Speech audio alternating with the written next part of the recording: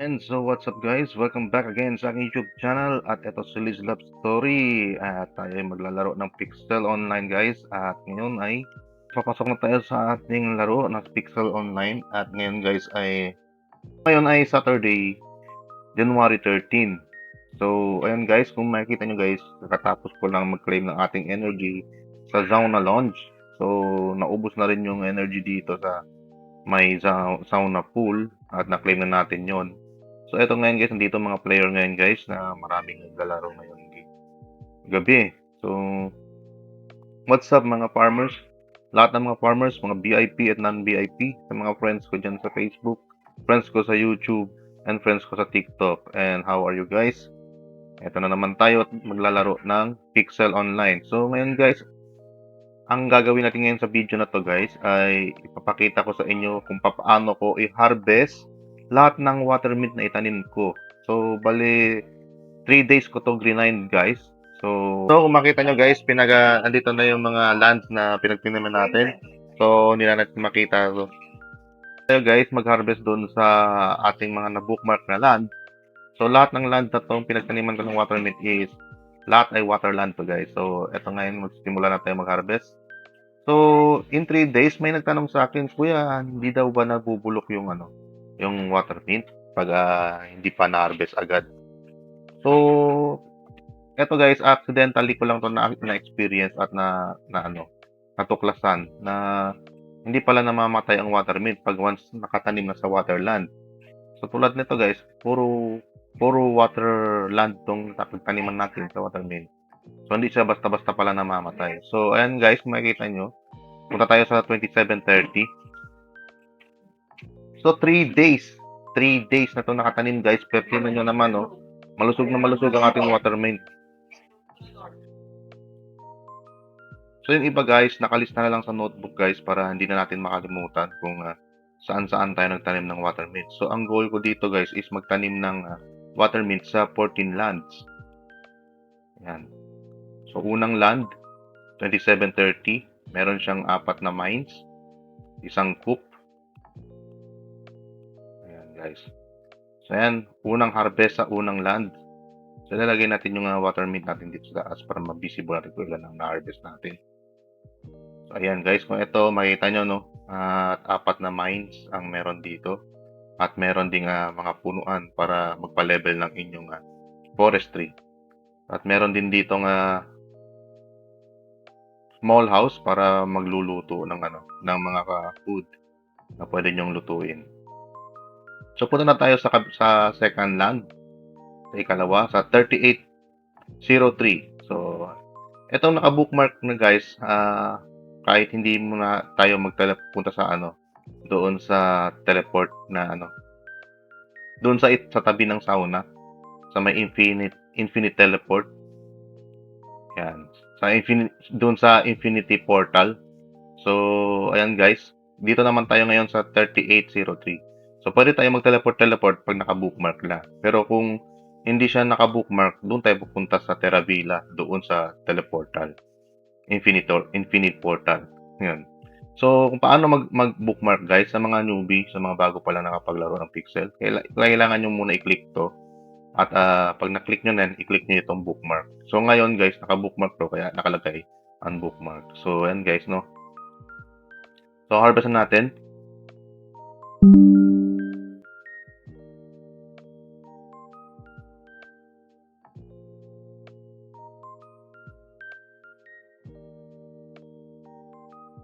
Okay, tapos na tayo mag-harvest dito guys. At dito sa 3803 guys, meron ditong 4 na winery, no? At isang windmill. Ayan guys. Tsaka isang coop. So, meron na din portal dito guys para diretso na sa sauna. So, ayan guys, mag-teleport na lang tayo gamit ang bookmark natin. Punta tayo sa 274. Sa ikatlong land na pinagtaniman natin ng watermelon. So, ayan guys, makikita nyo may 4 na apiary dito. O beehive. Ayan. So, harvest natin tong watermint natin.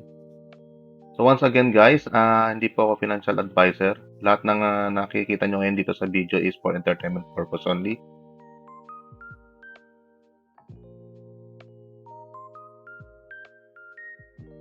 no, tapos na tayo dito mag-harvest sa 2074. So, mag-teleport ulit tayo sa bookmark natin dito sa 4973. Guys, no, kung makikita nyo, yung mga watermint guys, talagang hindi namatay. So, noon, takot talaga akong iwanan mga watermint ko. Akala ko mamamatay. So, accidentally, nung nag-experiment ako sa una kong video nito, makikita nyo, talagang 3 days. In 3 days, makapagtanim ka talaga ng watermint sa 10 lands. So, ngayon, in-extend natin, ginawa natin 14 lands. So, kung makikita nyo guys, 14 lands talaga itong pinagtaniman ko. So, ayan, tapos na tayo mag-harvest dito. Ngayon guys, kung makikita nyo, 4 lang yung mga nabubookmark ng mga VIP. So, anong gagawin ngayon guys? Kung 4 lang. So, ang gagawin natin guys, yung the rest na land na hindi natin mabubookmark, ilalagay na natin sa sa ating listahan tulad nito. Pero itong ginawa ko, no, nilista ko ng lahat ng mga lands para ma-update din ako kung anong lands ang hindi pa natamnan or hindi pa na diligan. So, yan guys, makikita nyo, nakalagay na rin ang date dyan. Nilagay ko ang date at ang time para updated ako kung ano nung next na land na tamnam ko. So, ngayon guys, pupunta na tayo sa Terabila at doon na natin sisimulan ang pag-teleport. Doon lang tayo sa tabi ng sauna. So, dito guys, oh. So, dito tayo pupunta ngayon sa tabi ng sauna, no? Itong Permit Land Office of Terabila dito. Dito tayo pupunta ngayon, guys. Dito sa building na to, guys, dito makikita yung portal or ang tinatawag na infinite portal. So, dito tayo, guys, magta-teleport. So, every time na lilipat tayo ng ibang lands, automatic dito na tayo pupunta kasi 4 lang yung pwede i-bookmark na isang VIP. Maliban na lang kung landowner ka. Pwede ka maraming additional lands ang dito, mabibisible dito kapag landowner ka. Pero kung hindi ka landowner, so yan, VIP, ato lang tayo, nakikipag-farm lang tayo. 4 lang talaga ang maximum. So kung gusto mo pang additional na ibang lands, pwede ilista mo na lang sa notebook para hindi ka malilito o hindi ka mawawala. So ang next land na pupuntahan natin is yung ikalimang lands, 336.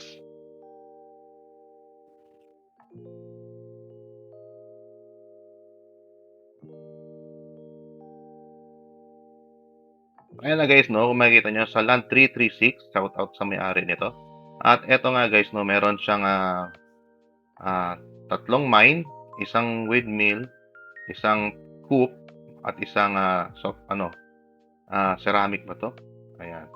Tsaka meron ng maliit na house para sa cooking. So, and then harvest natin.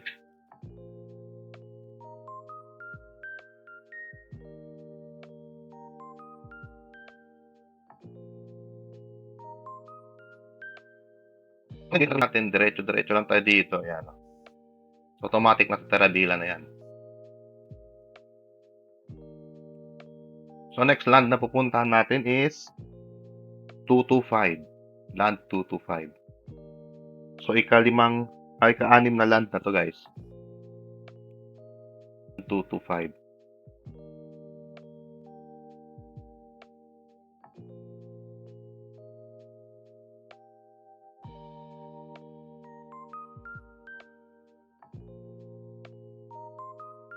So, makikita nyo, no? Buhay na buhay yung watermint, guys, no? Ayan, buhay na buhay. Walang patay dito, guys, no? Ayan, no? Noon, takot na takot akong magtanim sa ibang lands. Magdagdag ng lands. Pero ngayon, natuklasan kong ganito palang watermint, pwede pala magtanim sa mas maraming land. Ng, ibang-ibang araw. So, sa 3 araw, guys, makakapagtanim ka sa 14 lands. So, pero kailangan makuha nyo yung mga energy sa sauna pool at saka sa sauna lunch. Kailangan ma-acquire at ma-acquire nyo yun daily. So, sa sauna lunch, pwede tayong mag-claim ng 40 po 400 na energy every 8 hours. So, ikaw na bahala mag-alarm ng ng relo mo kung anong oras mo isa-set yung pag-claim doon. Pero sa sauna pool, isang beses lang yun sa isang araw. So, bale, 240 lang yun talaga, guys. Yan, guys, andito na tayo sa land 226. Kung makikita nyo, no? Buhay na buhay din ang water mint natin. So, i-harvest natin to.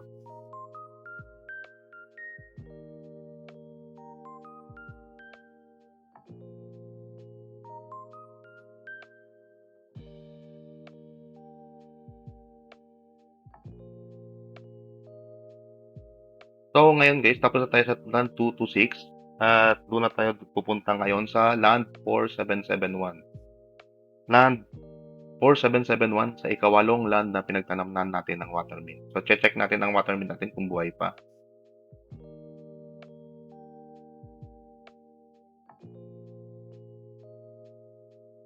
So, ayan lang nga guys, no? Dito tayo sa 4771. Kung makikita nyo, buhay na buhay ang ating water mint at walang patay. So, ayan guys, no? 3 days of grinding.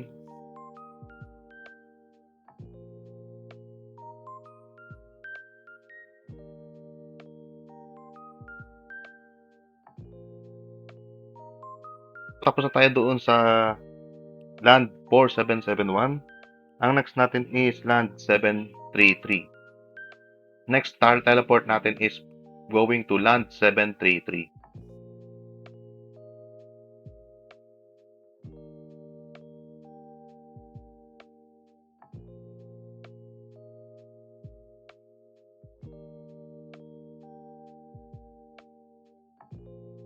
At ayan na nga guys, no, dito na tayo sa land 733. Kung makikita nyo yung water mint natin, buhay na buhay pa rin guys. Oh. Ayan, buhay na buhay, walang patay. 3 days grinding. So harvest natin to.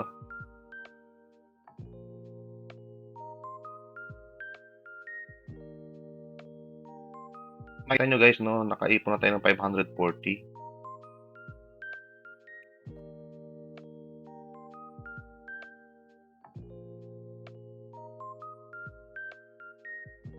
So ngayon, yung ikasampung lands naman tayo guys.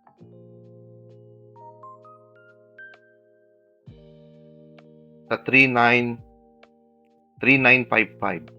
So punta na tayo sa 3955. So ayan, dito na naman tayo. 3955.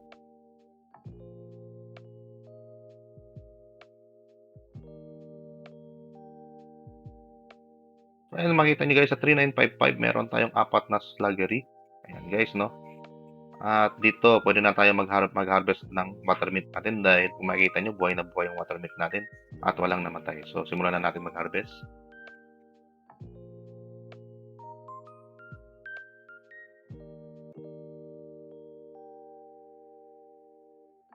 So, nakaipon na tayo ng 600.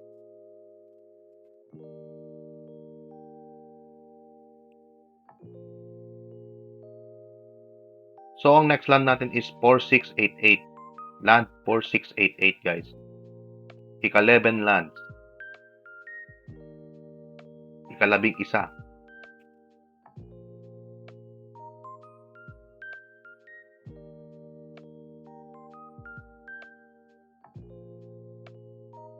Ayan na guys, nandito tayo sa 4688. Ika-11 land na tinanamnan natin ng water mint. So, meron siyang 4 na mining. So, pwede na tayo mag-harvest.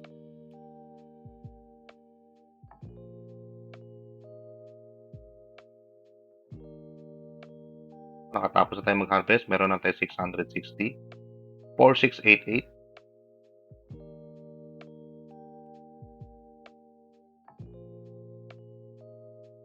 Ngayon, doon naman tayo sa 4300. Land 4300.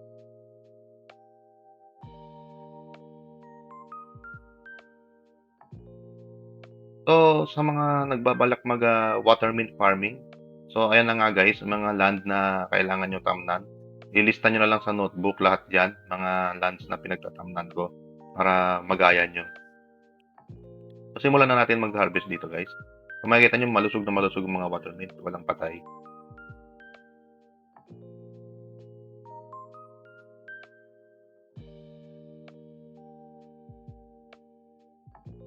So, balik na tayo sa Terabila.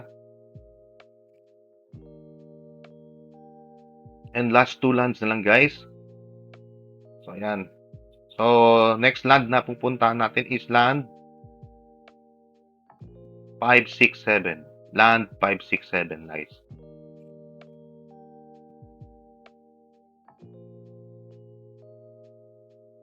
Guys, kung makikita nyo, land 567, buhay na buhay ang water meat natin at walang patay. So, harvest natin yan, guys. Guys, so, hindi tayo umabot sa energy natin. So, kulang na kulang yung energy natin, guys. So, makikita nyo, no? Ayan. So, i-continue ko na lang tong video na to, guys. So, farmers, and it's good to be back. Ngayon ay 8:30 ng umaga na. So, January 14 na po tayo ngayon, guys. So, kagabi, kagabi ay nabitin ang ating pag-harvest dahil naubos yung energy natin. Hindi ko na malaya na nawili ako sa kaka-harvest, guys. So, pasensya na, guys. So, ito na ngayon, guys. Balik tayo ulit sa pag-harvest ng ating water meat sa 14 lands na pinagtanan natin. So, nakapag-harvest na tayo ng 400 energy sa sauna launch. So, ngayon ay meron tayo 570 energy. So, i-continue na natin, guys, ang pag-harvest nito.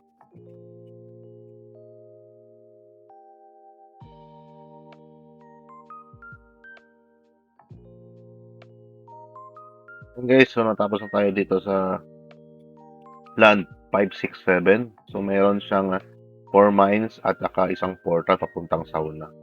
So, maganda pala tong land na to, guys. So, eto ngayon, lipat na tayo sa ating next land. So, ang final land na ating i-harvest ay 175. So, ito na yung pinakahuling lands na ating i-harvest ngayong araw, guys. Sa 4175. So, ito ang pinakahuli, yung ika-14 land. 4175. So, ilista nyo na lang, guys, yung mga lands na aking pinagtaniman. Lahat dyan ay mga waterland. Sa gustong water mint farming. Ayan, guys, no? Kung makikita nyo, guys, buhay na buhay ang ating water mint at hindi namatay, guys. So, ito ang pinakahuling land ng aking pinagtaniman. So, in 3 days grinding, guys. 3 days planting of water mint. So, ayan, guys, kung makikita nyo, no? 14 lands ang ating nabuo at napitin pa ang ating energy sa pag-harvest, eh. 700 yun. Pero, makikita nyo, guys, so kulang na kulang yung 700 na energy para makapag-harvest sa 14 lands. So, ganun ang ginagawa ko, guys, para ma-maximize ang aking energy at para makapagtanim sa maraming lands. So, ayan, guys, kung makikita nyo, guys, nakabuo tayo ng almost 840, guys, no? Kung makikita nyo, 840 from January 10, January 10, January 11, January 12, January 13.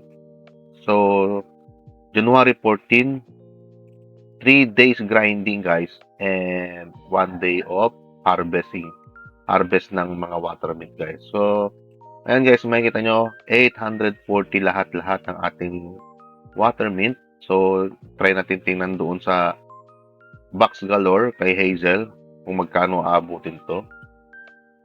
So, 840. So, guys, ipapakita ko lang sa inyo ang price, guys, no? Pero, hindi ko muna siya benta ngayon.